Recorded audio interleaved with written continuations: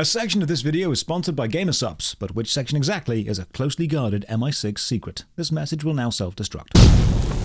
When I was a kid, I loved two things: video games and James Bond. I thought he was the coolest guy ever. 007, the English super spy, licensed to kill, protecting Queen and country from whichever vaguely Eastern European billionaire happened to have a stock of nukes this week. I can vividly remember having two James Bond films on VHS tapes, which for you Zoomers in the audience were like Betamax tapes but worked better. The films were Goldeneye and Tomorrow Never Dies, featuring objectively the best Bond, Pierce Brosnan. I watched those tapes until they wore out, and then I said to my mum, "Mother, that is what I want to do with my life when I grow up." And she looked back at me beaming with pride and asked, "You want to be a super suave secret agent?" And I replied, "No, Mum, I want to be Pierce Brosnan." Now you can't DMCA. And that has never changed. I still want to be Pierce Brosnan.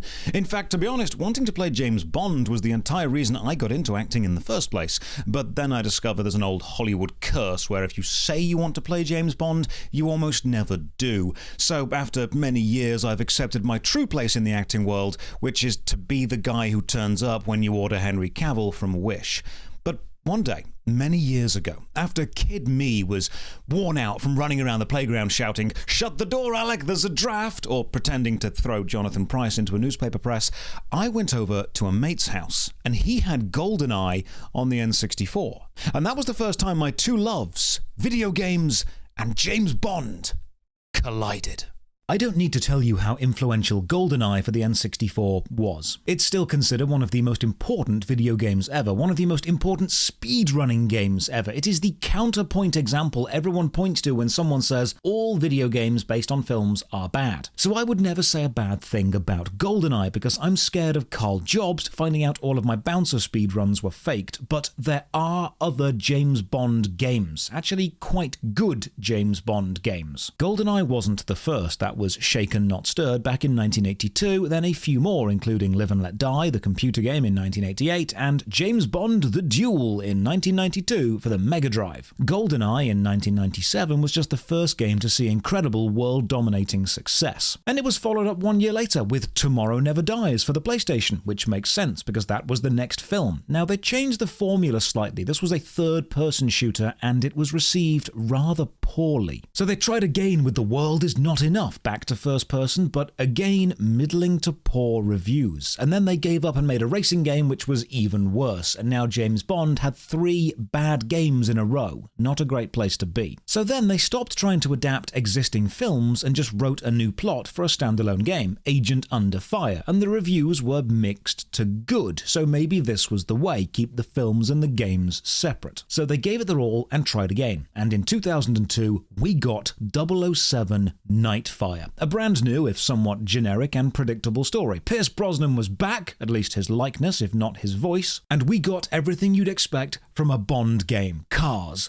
girls, guns, gadgets, music, a new intro song, a reoccurring henchman mini-boss. We got to take down a helicopter with a minigun hidden inside a briefcase. We even got a sponsorship with Philips Shavers to tie into the upcoming film Die Another Day, which was a bit weird, but we'll get to that. All in all, we got everything which made Bond. But am I being blinded by some sweet Q-made nostalgia goggles with little cameras and missiles in them, or was Nightfire actually decent? To find out, I've gone back and finished the game, saved the day, got the girl, found the Bond moves, and yes, of course, I replayed the ski hut multiplayer level with the bots and the little helicopters, all to answer the simple question: 007 Nightfire, was it actually any good? As usual, a massive thank you to all the supporters on Patreon and Twitch who keep the channel alive. More information on how you can join this list of exceptional agents at the end of the video. For now, pay attention 007.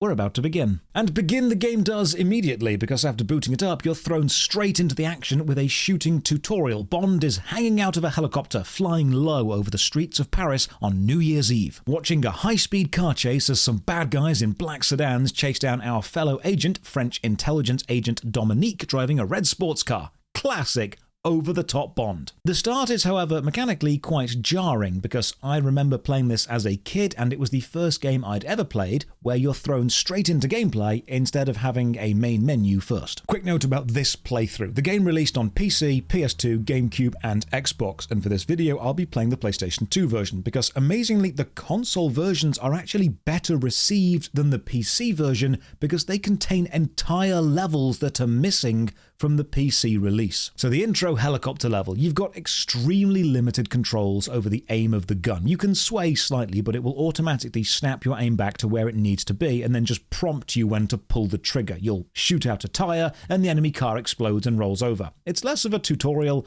and more of an interactive cutscene. Little narrative background, as the game doesn't make this clear. We are working with Dominique to recover a stolen nuclear weapon currently being transported via truck through the streets of Paris. Dominique drives up onto a construction yard, so we shoot out a cable to drop a ramp down and some pre-rendered cutscenes, and then our car shows up, and of course it's a self-driving Aston Martin. It even pops up onto two wheels to drive between some enemy cars, and at this point I am grinning like a schoolgirl because now we get to drive that car. You see, Nightfire is divided into three types of gameplay sections: the first-person exploration, shooting, and Bond levels, letting you take out bad guys and do Bond moves, which we'll look at later. Then the driving levels, including your Aston Martin, a jungle jeep, and later on the same Aston Martin but as an underwater submarine. And finally the on-rails shooting gallery types, where you're manning the turret of a snowmobile or a small plane. Each section has strengths and weaknesses, although it's strange that the opening tutorial starts as an on-rails shooter, then goes into driving, but never actually contains any normal first-person gameplay. So we're chasing the bad guys. You've got weapons, of course, in your car, but you've also got Bond gadgets. So we use a smoke screen to obscure the cars behind us, and then an EMP to stop the enemy truck. You can't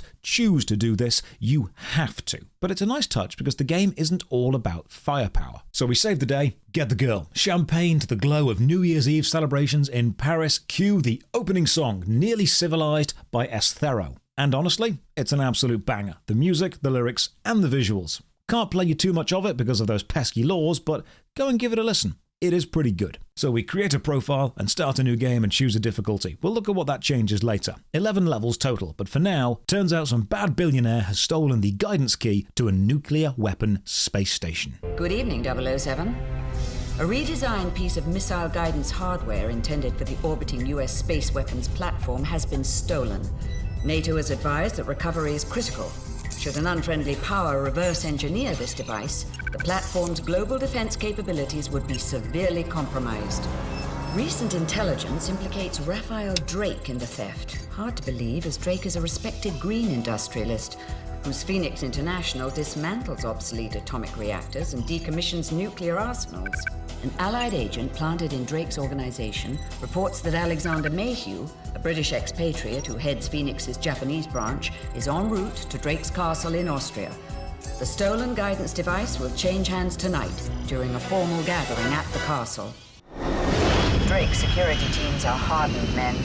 As a double O agent, you may have to answer aggression with aggression. Good luck, Bond. So nuclear weapons, a castle, a space missile platform, a stolen guidance chip, and a sketchy philanthropist called Raphael Drake. We are firmly in the mid-2000s era of James Bond. Pretty simple mission. Drop into Drake's private party held in his castle chateau, steal the guidance chip back. Now, you'll notice the voice acting, and while the cast of Bond, such as Brosnan, did lend their image, they didn't lend their voice. Bond is voiced by Maxwell Caulfield, renowned stage actor, who also voiced Brom in the Aragon game. Now, the first-person levels are all pretty short, often split down into smaller, more focused sections, but if you forget your objective, the pause menu can give you hints on what you're meant to be doing. Now, with short levels, you can complete them very quickly. But where's the replayability? Well, that comes in the scoring system and the Bond moves. Because Nightfire isn't about being fast, but stylish. You can absolutely just run in all guns blazing. That's a totally viable, if somewhat un-Bond-like strategy. But if you do that, you'll get a low score. At the end of every level, you'll see a score page, showing your accuracy, how you dealt with enemies, if you were stealthy, how much health you had left, and a few more things. But there are 3 things on this page which really matter the most if you want to get the most points. The difficulty you're on, your completion time, and your Bond moves. When on easy, you get no points boost. Medium, or Agent, gets you double points, and Hard, or 00 Agent, gets you triple points. Now, finishing a level quickly gives you a massive point boost as well, but what you really want to look for are the bond moves. While the levels are short, they're densely packed with alternative routes, sometimes having interactive scenery and different ways to deal with the enemies. For example, if you sneak behind an enemy with a silenced weapon drawn, you can make them surrender, then knock them out with a single punch. Subduing an enemy non-lethally gets you far more points than killing them. But if you do something particularly clever, you'll score a bond move bonus, complete with a little visual flourish and musical sting letting you know you've done well. There are a few of these to find on every level. Let's take level 1. You can just run up the hill, shooting your way up, and get to the castle. That's the first section of the level done. That's a viable strategy. But what if instead you wait for the delivery truck, which is driving up the hill behind you? Wait for the truck to stall below the gatehouse, and then drop into the truck from the gatehouse, and then crouch to stay hidden and get driven into the party. That's a bond move, and if you want maximum points on all the levels, you'll want to find all of the bond moves. Finishing parts of levels actually can start you in a slightly different part of the next level depending on which bond move you use to get there, if you used one at all. But that's not the only choice to get into the castle. If you miss the truck and don't want to go in guns blazing, you can creep around the side of the road, drop down into the canyon, then use your grapple phone gadget to hook up onto the castle wall, then sneak around the edge, taking out the guards and run in that way. That's also a bond move, meaning you can't get all the moves in a single playthrough, encouraging replayability. Note that grapple phone is one of your gadgets, and you can only use it in very specific places with very specific hook locations. Usually when you can, a little prompt appears in the top right-hand corner. Now, the fun of using the grapple is often held back by how infrequently you can actually use it. It would have been great to have far more places you could attempt this, even if it doesn't necessarily give you a major advantage. Because as it stands, you know that a grapple move is always a good choice, often considered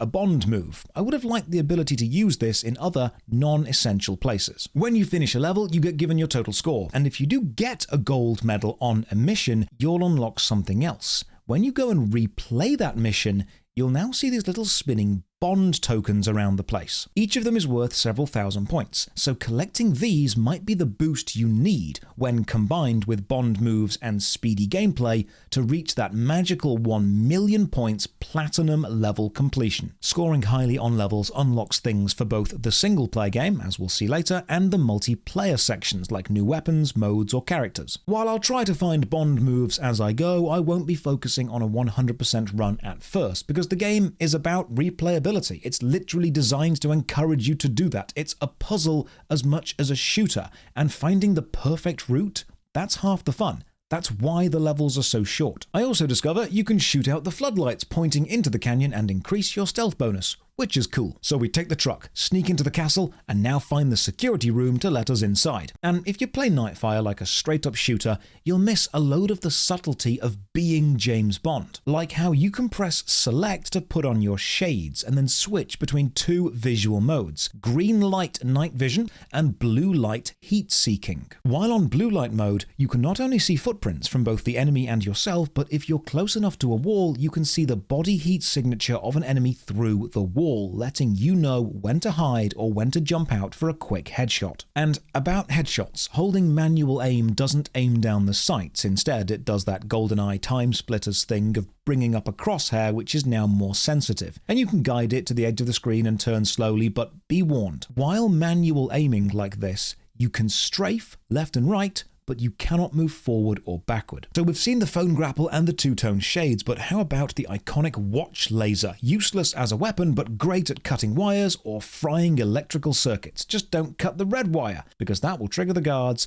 and they will kill you, and you'll get the lovely blood dripping down the screen death graphic. Thankfully, replaying a level means restarting that specific section, not the whole level, and if you die a lot, which you will, you'll get very, very good at speedrunning certain sections. You'll also find most guns have two firing modes. Pistols can be silenced or not, but being silenced reduces the damage. Machine guns switch from burst to full auto, with burst having less recoil. Modes are situational. I'm trying to be stealthy to hide, use the heat-seeking glasses and the silenced pistol, but the AI in this game is very forgiving. As long as you are crouching, you can pretty much be in the path of a guard and they still won't see you. Cut all the wires in all the fuse boxes for another Bond move and then keep looking for this party. Another gadget, your lighter, is actually a tiny camera, used in very situational bits to document the enemy plans. It does have another use though. The camera can detect enemies through walls and track them with a little green box around them, very similar to the blue glasses, but using the camera means you're not using a gun, so this is strictly worse. The final gadget on this level is your car key, which is actually a stun gun, only really useful for sneaking up on enemies, basically a last resort. Now, I actually got lost on this level because you have no map, or at least no map on your UI. If you look around, you can find a map poster on the wall of the guard room, which is a lovely touch, in-game information to solve in-game problems. Memorize the route, make it to the party. While inside, we can't use our guns, but that's okay.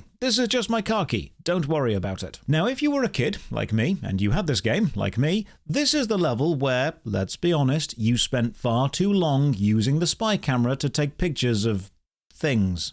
I like to picture M sat back at MI6 headquarters watching these upload in real time and just burying her head in her hands and wondering why they always have to send James. So we wander around and this absolute unit of a waiter just walks past me. Now I remember this moment because he's so damn big, and this matters because he is an important character that will show up again later. I love how his introduction is so unassuming and yet he ends up being so important. I also love how Bond uses the gadgets in the cutscenes because it nicely ties the cinematics and the gameplay together. Reach the parlor and spot Drake, but he's not alone. He's standing next to Dominique, our old French intelligence friend. So we rush to the library and find her. It seems that she's actually posing as Drake's girlfriend in order to get close to him and help recover the missile guidance chip. We also meet Agent Nightshade, a CIA agent. It seems the guidance chip was originally an American invention. Of course, Agent Nightshade is an attractive woman in a red dress. So we armor up, and now we can shoot people. Not sure if I'm the world's greatest spy or these are the world's worst guards, but we shoot our way through the conference room and eavesdrop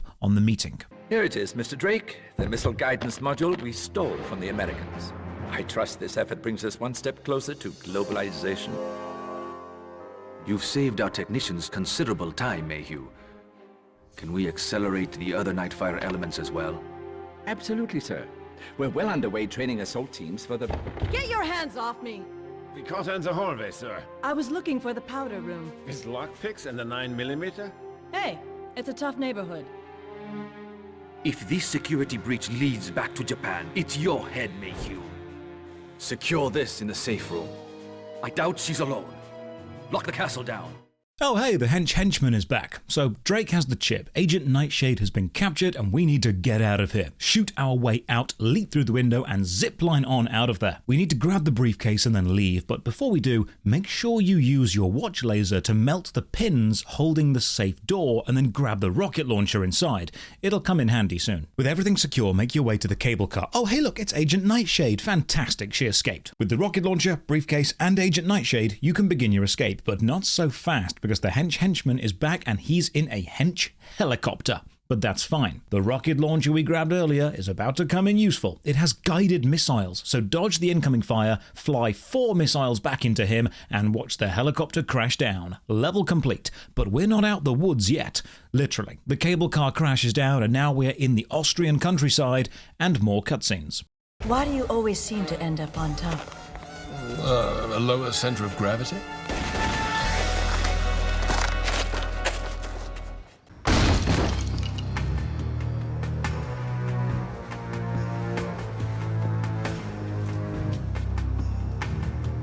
That one's a nasty bit of business, isn't it?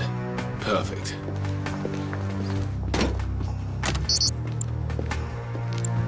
Oh, Bond, you little scamp. You just can't help yourself, can you? Thankfully, we find a heavily armed snowmobile. Nightshade drives, we shoot. You've got missiles or machine gun mode. Take out the enemies chasing you on the other snowmobiles, shoot the scenery to take out some guard towers, explosive barrels, or remove grates covering tunnels, blow up some bridges and helicopters, and eventually even drive through a restaurant. Short level, but quite fun. And we end up taking out another helicopter by crashing the snowmobile through it in slow motion. Looks like we're on foot from here. Where exactly is here, James? Not far from my rendezvous point. Was this car here the whole night? Perhaps. But you look like you needed the rest. I don't recall getting much rest at all, James.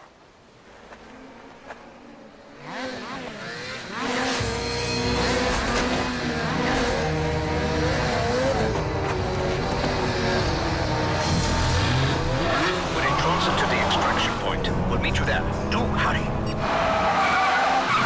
We are almost out of Austria, just a short drive and the Aston left. Now, local police will chase you as you bomb through the streets, so use the smoke screen on them, and do not hit civilians or you'll fail the mission. Airtime jumps here count as Bond moves, so it's a short but fun level. You know, for only having like 3 driving bits, the driving in this game is way better than it has any right to be. Eventually reach the pickup point, a frozen lake, but we have a problem. Enemy snowmobiles and helicopters swarm us, so now starts a timed arena battle. And the timing is very tight. Drift around, pick up missiles, and take every enemy down. Now this is fun. The AI is competent, ammo is plentiful, and the whole ice lake car battle is just straight from Die Another Day. Eventually we clear all the enemies and make it out of there. Now Drake may have the chip, but his business partner Mayhew may be willing to defect. MI6 has been contacted by Alexander Mayhew, Raphael Drake's chief of Asian operations.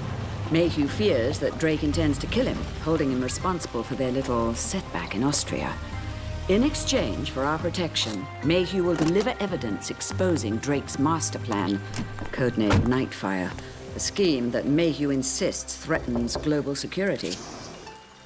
The name's Bond. James Bond. Mayhew-san is expecting you.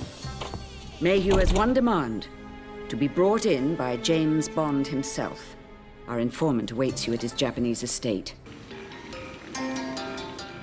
Ah, Mr. Bond, at last. This is Kiko Hayashi, my bodyguard.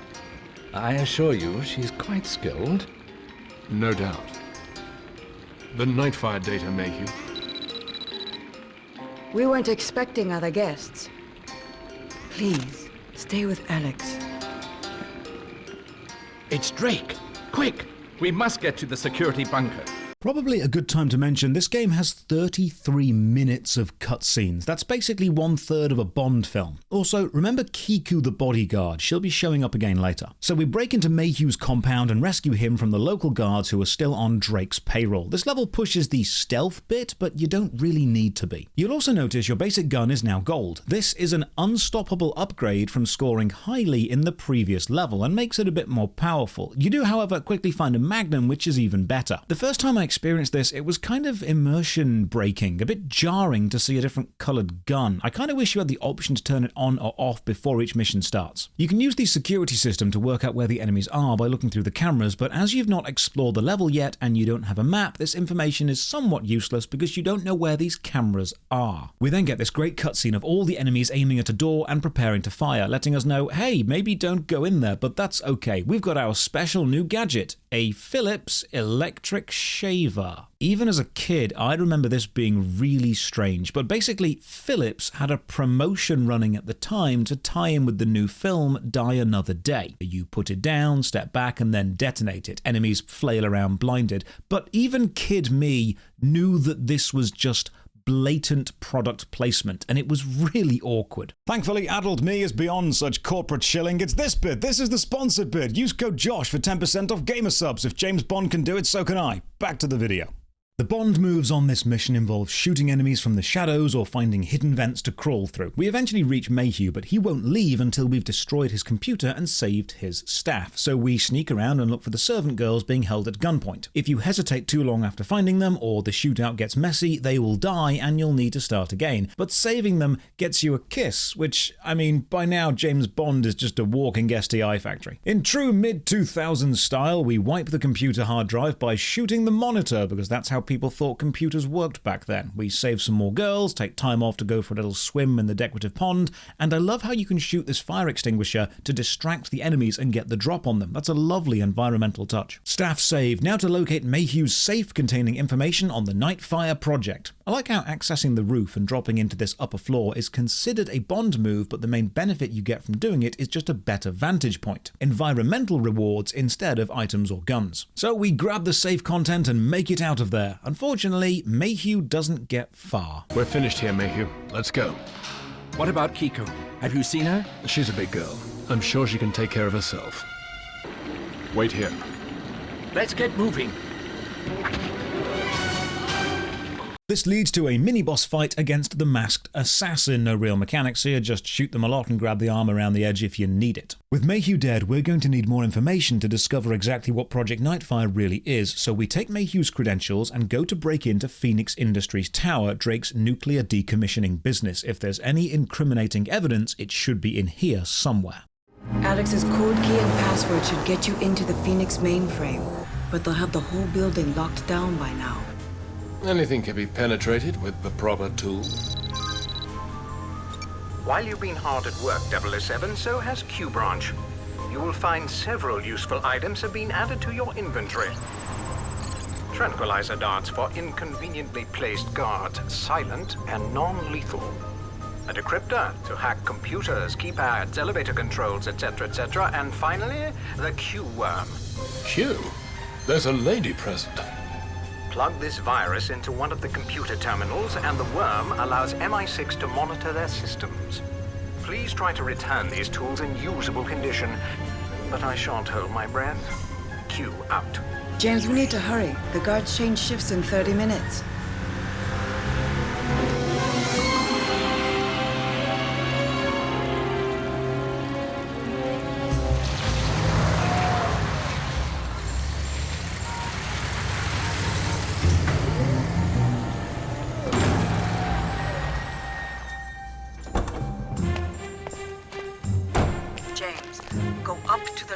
And then look for the main tower elevators. Night Shift is the mission which rewards stealth the most, and all of your gadgets come into play here. The only issue I have is the game is still missing a few vital stealth systems, local area maps or sound meters. The ability to distract guards and alter the patrol routes or hide bodies after you've killed them. Now, they always say you should critique a game for what it does have, not what it doesn't. However, Nightfire released into a post-Metal Gear Solid world, so I thought we'd have all understood how stealth sections need to work from now on. You start with the Tranquilizer gun, a non-lethal weapon, and as long as the guards don't raise the alarm, you'll be okay. Now, the whole building is protected by laser tripwires, and you can only see these using the night vision shades. You can either find the laser controls and deactivate them, or time your jumps to avoid triggering the lasers. Again, I love how the map of the level, while not being a UI element, is an in-game asset you can just look at and memorize. We need to install the Q-worm on a main PC terminal to access the Nightfire files, and I've used up all of my tranq darts, so I'm back to good old punching guards in the face. We need to break into some code-locked doors, and you can either find the online PC terminals which contain codes, or use your decoder gadget, which takes time but always works and does not set off the alarms. Just take note, your decoder is a flip phone, showing this game's true age. This was cutting-edge technology back in 2002. This game released the same year as Morrowind. Wasn't super smooth, but we do make it through the first few floors. Unfortunately, a helicopter flyby lets us know French double agent Dominique is here, which likely means so is Drake. Climbing the outside of the building to get higher is very cool, and gives us more chances to use the grapple to get into more vents for more Bond moves. And remember this, because we'll be back here soon. Stick the Q-worm onto Drake's PC and then run. This does lead to a very unfair section where you literally start on a roof being shot at by a load of guards and a helicopter, meaning you'll die super fast if you don't move. Thankfully, you don't need to actually kill any of them, you just need to jump off the edge of the building, landing in true Bond style on a sports car full of attractive women.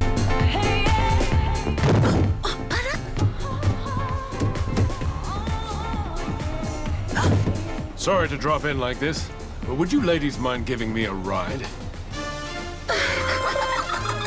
So what did the Q-worm discover? We've decrypted the Nightfire files you secured last night, 007. They contain rather troubling data concerning a shut-down nuclear power plant not far from Tokyo. Phoenix Corporation has been contracted to cleanse the plant of radioactive material. We now suspect that massive amounts of construction have been secretly carried out inside the towers. Your mission is to infiltrate the plant and find out what Drake is hiding. Of course, dismantling a nuclear reactor is an incredibly delicate operation. And dangerous as well, yes? That is why we've invested in robot technology, like those forklifts. Insanely expensive. But keeping our people safe is important. And when our work is done, the beaches here will be clean enough for our children to swim and their grandfathers to fish. Thank you, Mr. Drake. I appreciate the exclusive interview. And so do I.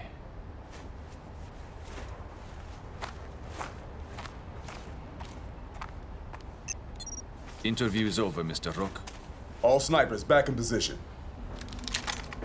Why does everyone in this game sound so goddamn sexy? Okay, so we've had the stealth level, now it's time for the sniper level, the largest open space, the best sightlines and scenic obstructions. Sneak through the power plant exterior, take pictures of whatever Drake is building inside, and then get out. In a lovely touch, you can actually hear the enemy snipers talking to each other on radio chatter about where they think James is, and this is great as you know which areas they're currently watching. I also love the visual touch of having a green flashing exit light over the end of level door. Subtle but noticeable flourish to guide the player. And oh look, the henchman is back. He just straight up will not die. You've got a few more grapple opportunities here, but once high up, make absolutely sure that you take out all of the enemy snipers because you cannot survive the rope shimmy bit if any of them are still alive. Activate the crane, which makes it swing around and then run along the beam and drop into the building, shoot our way through and find a super advanced space-age laser gun. You can use this as a turret to hold back the waves of enemies, and then you need to use a sustained laser blast from the gun to melt the blast doors on the other side of the room. This is a great combination of shooting mechanics and exploration mechanics. Just make sure you take a picture of this gun before you leave to let MI6 know, hey, Drake is making super OP space-age weaponry.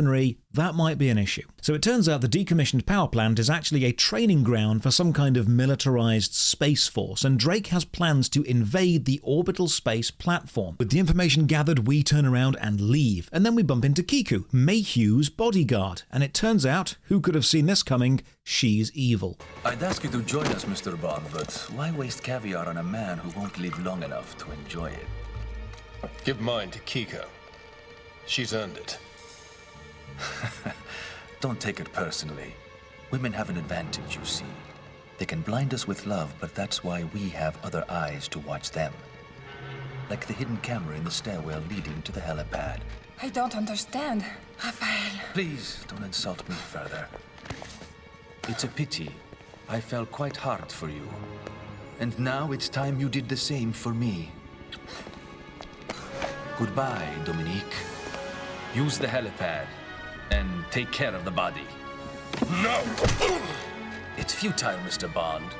You've seen too much of my operation to live, but I wanted you to enjoy this moment first.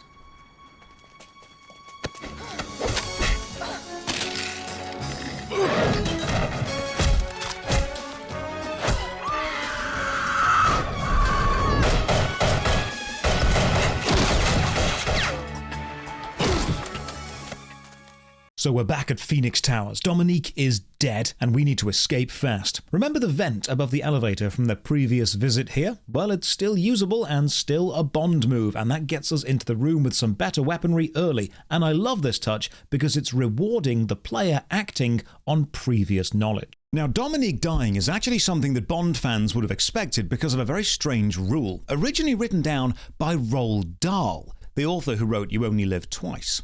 He explained he was told there are 3 Bond girls in any film, and while they're all attracted to Bond, the first starts as an ally but will get killed shortly into the film, usually dying in Bond's arms or close to Bond in a way that he'll blame himself for.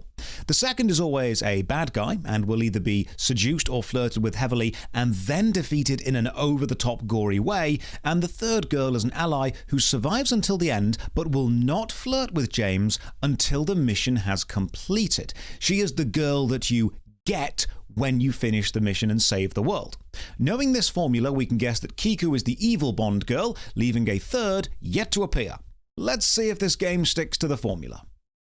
All we have to do is escape, but without our decoder, we do actually need to hunt down some PCs with codes on them for certain doors. Then, when we're in the stairwell, enemies will rappel down the central shaft wire and shoot you, and that is one of the most cinematic moments in the game. You can really picture this being a Bond film. We even find a new gadget, the Phoenix Ronin, a briefcase which converts into a remote control minigun turret, and oh god, I guess Drake had another helicopter ready to go. Now, you don't need to take down this helicopter. Indeed, standing toe-to-toe with it with any kind of gun is a bad idea because it will kill you. But if you don't kill it, you'll be peppered with missiles whenever you're in any room with a window. So the best case scenario, slap that minigun briefcase down, hide somewhere, use the remote, and get to shooting. The helicopter is an absolute damage sponge, but killing it does count as a Bond move. Use a delayed grenade launcher to take out some enemies around a corner, and then I need to break into the security room and reactivate the elevators, but I cannot for the life of me find which PC has the code for the security room. I know one of them does, but I'm getting turned around on myself and a bit lost. The pause hint menu, however, says if you can't find it, you can just shoot your way in. So I throw a grenade at the glass, and yeah, that works. That's choice. I love it. Into the elevator, but then the enemies start dropping timed charges down the shaft. So now it's a mad rush of not only shooting the enemies, but also using your watch laser to scramble and disable the dropped satchel charges before they explode. Stacking mechanics. I love it. Reach the lobby. Don't bother trying to fight everyone, just run. And thankfully, before we get outside, we're saved by yet another car being driven by yet another beautiful woman. Need a lift, Mr. Bond? Allura McCall, Australian intelligence. On loan to MI6.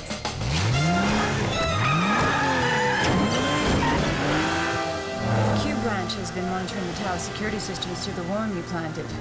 They saw you in a bit of a spot, so here I am. That is Allura McCall, another agent working for another agency. Bond girl number 3, the formula was right. So how does Drake plan on getting his private military to space? Well, you did well at Drake's training facility 007. We agree that the rockets to launch these astronauts into space are most likely harbored at Drake's missile disassembly works in the South Pacific. Although UN inspectors have given the island their seal of approval, perhaps your unofficial visit will reveal more. Agent McCall will provide backup. The Vanquish should provide the most discreet approach to Drake's Island. Agent McCall, if you please. We're driving there? Precisely.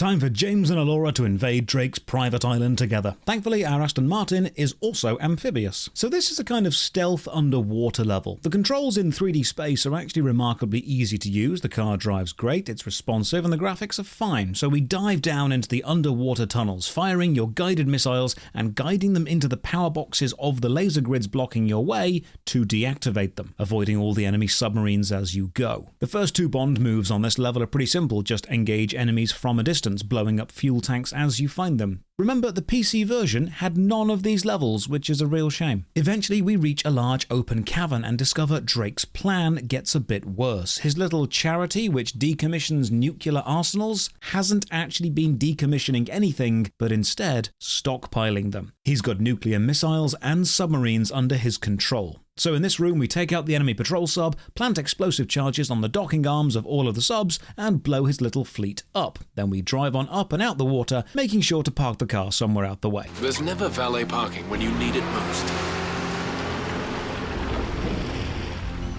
Steal one of Drake's armoured jeeps and drive into the island base. Now, the driving levels are all mostly linear. You've got very small areas of freedom, though. Like here, you need to smash into a smaller part of the compound and download the security codes to access the rest of the island, but just hang on there. They don't know you're a spy, so just drive nicely and the gates will open for you, letting you download the codes in safety. It's even a Bond move to do this. While driving, you have to shoot the other cars and then the incredibly powerful Sentinel defense turrets, best taken out with missiles from a distance.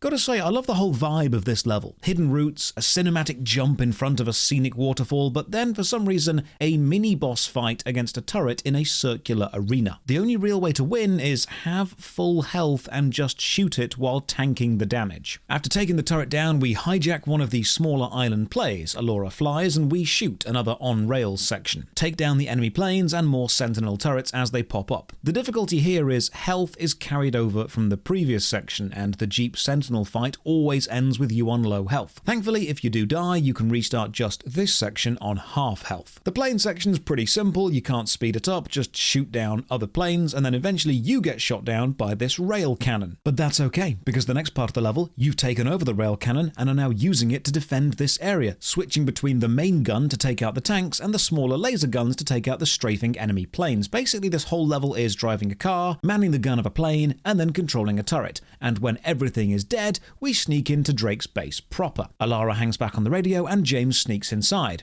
back to stealth mode. We now have a crossbow. I'm not complaining, it's one of the best weapons, scoped, silent, and deadly. The grapple comes in even more useful here, because finally you have choice, air vents you can crawl through. We're tasked with following Kiku the bodyguard and told to be stealthy. But that goes out the window pretty quickly because we're doing this the Brosnan way. He didn't drive a tank over a wall standing up out the hatch just for us to be seen hiding in the shadows. This Bond is to be seen. Red or green circuit board? I'll guess with green. Ah, fantastic. My MI6 training paid off. It's good to know that bad guys follow the big book of color coding your security system correctly. In a really nice touch, Alara is now on the radio telling you which corridor Kiku is in, and the corridors are numbered, so chase her down and reach the main security room. This is the part in a Bond film where James decides, right, the best thing to do here is just blow everything up, so we laser every security override and blow up the central computer. Then we go to escape. But guess who's back? It's Henchman. He's still alive and sporting a nice scar from that helicopter crash earlier. Remember, in true Bond style, the expensive henchmen don't die until they have a death worthy of them. Thankfully, we've found a new weapon, the Ames 20, a sci-fi machine gun with the alternate fire mode being a grenade launcher. So now a battle against Rook, that's Henchman's name. We snipe him with a few grenades and finally take him down, and doing so gets you his space laser weapon. Fantastic. With the laser weapon, we go to escape the complex. This means running through the missile bays, making sure to avoid the enemy trip mines as we do. You can see the red laser triggers shining out of them. You can even use the laser gun to detonate them early. And do pay attention, because look at this cheeky little bomb placement. Normally you wouldn't see this until it was too late. Lovely use of scenery and objects to hide dangers. We push through, and the difficulty spike here is rather intense. Eventually we reach the final room, a large open hangar with a small water pool in the middle. Take out the guards, open the door, and jump from the balcony like a super spy would. And just in case you haven't been paying attention to the plot, the bad guy gives a complete evil monologue over the radio explaining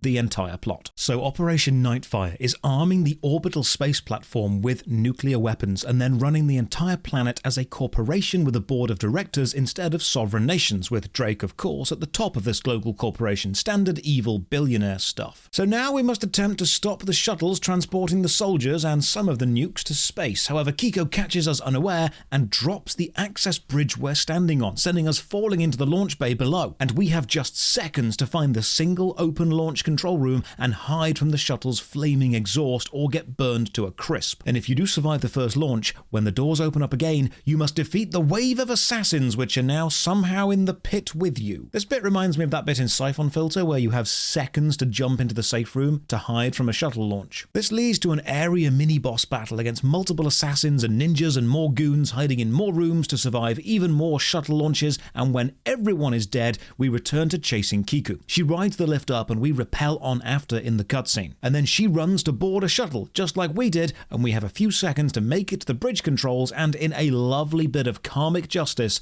do the same thing to her that she did to us. Drop the bridge gantry, sending her plummeting down below. But unfortunately, she can't make it to the safe room in time and gets fried by the shuttle launch exhaust, a death worthy of a named henchman. With Drake's private military already in space and the orbital platform likely already armed with nukes, Bond does the most Bond thing he can think of. Slap on a spacesuit and go deal with the station and Drake personally. James, I'm still patched into Drake's comm system. I've intercepted enough radio chatter to learn that Drake's combat troops have overtaken the defense platform. Some of the original crew might still be alive, but I can't confirm that. I can tell you that Drake's deployed a laser defense net, which draws power from the platform's core. Rather enjoyed your company, James. Do be careful. Call out. You're on a fool's errand, Mr. Bond. I've just locked the launch sequence. Nothing can stop Operation Nightfire, not even my own death. That's a theory I mean to test. You've already failed miserably. But tinker with my missiles if you must.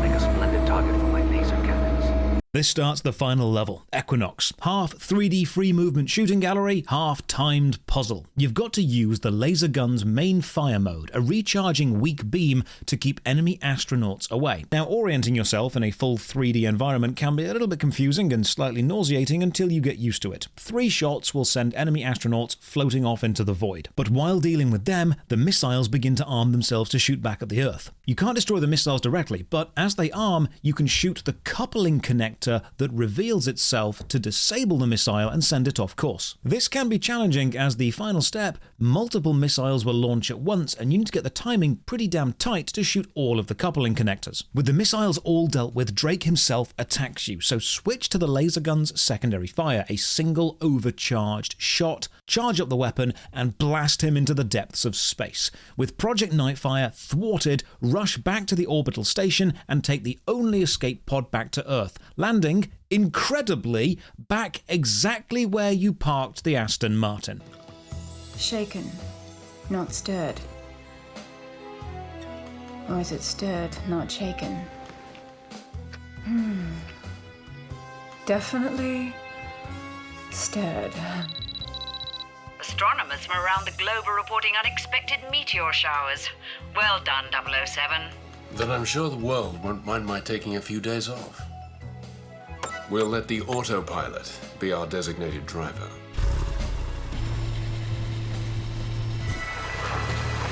Oh, James.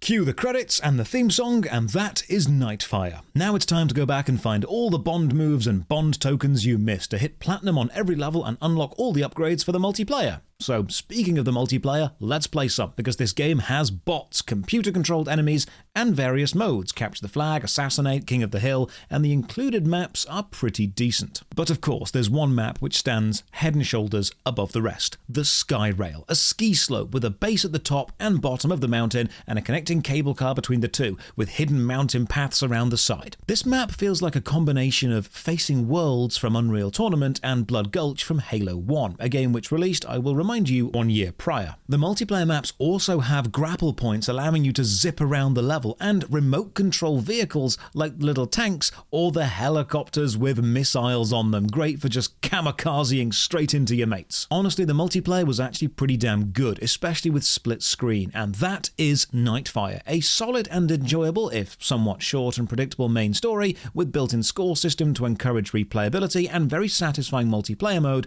with simple but enjoyable maps, weapons and modes. And now we've replayed it all, we can ask the simple question, was it actually any good? Nightfire exists in this strange kind of quality limbo where, yes, it is a good game, it didn't do anything majorly wrong, but it also didn't do anything well enough to be considered an all-time great or to change the formula or reshape the genre. It was perfectly competent in the short experience it wanted to be. It's one of those games where giving it 6 out of 10 feels unfair, but giving it 7 feels like a little too much praise. So it exists as a sort of honorary 7. We accept the game was good, but it didn't do enough to push into great. The gadgets were fun, but used so infrequently and under such rigid limitations, it never really felt like I was choosing to use them. It was the now use the gadget bit, which I was always instructed to do. The Bond move system was excellent and feels like it could really evolve into something much more fleshed out, and the variety of levels, from shooting gallery, stealth, driving turret, underwater, you've definitely got a lot going, but the fact they were all separated by long loading screens means it often feels like you're playing 3 different but still good, if not connected, games. And if you think I'm being harsh on this game because it released back in 2002, remember that Halo Combat Evolved released 1 year earlier, bringing with it a big open world, vehicles, snipers, stealth, actually genuinely changing the genre,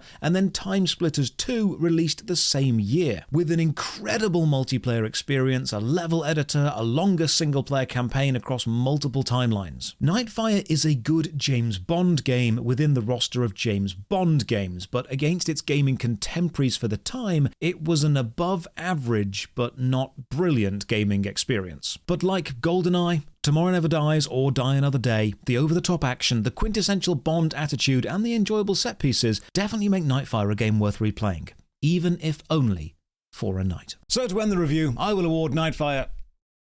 007, are you paying attention? Where are you going? You best not be getting into that sports car with that other woman. James, bring that laser gun back. James, don't you drive into that lake.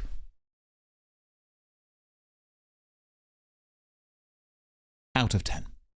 Cheers for watching. Another massive thank you to all the supporters on Patreon and Twitch who keep the channel alive. You can support from only £1 a month. Check the video description for links to the Patreon, Twitch, Twitter, and our Discord. And as always, 007, have a great day.